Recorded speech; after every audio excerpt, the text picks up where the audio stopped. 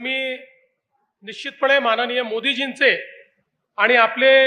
Aviation minister Rammohan नायडूजींचे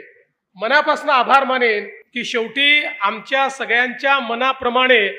तो कॅबिनेटचा निर्णय झाला आणि हँडिंग ओव्हरच्या संदर्भात कॅबिनेटने मान्यता दिली आणि आज हा कार्यक्रम या ठिकाणी होतोय। मला विश्वास आहे, कारण ज्यावेळी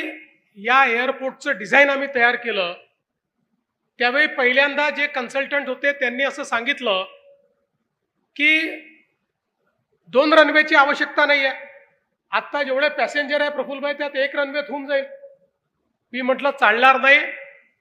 पहिल्या दिवशीपासून 2 रनवेच याच्यामध्ये असले पाहिजे, कारण आपल्याला जर पॅसेंजर कार्गो हब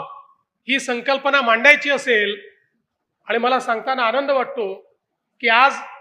आपल्याकडे मेंटेनन्स कमांड आहे, त्या मेंटेनन्स कमांड करता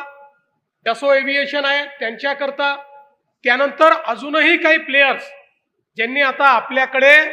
या ठिकाणी एव्हिएशन इंडस्ट्रीमध्ये इन्व्हेस्टमेंट केली आहे, तुम्हाला तर यातली सगळी माहिती आहे, त्या सगळ्यांनी ही इन्व्हेस्टमेंट करताना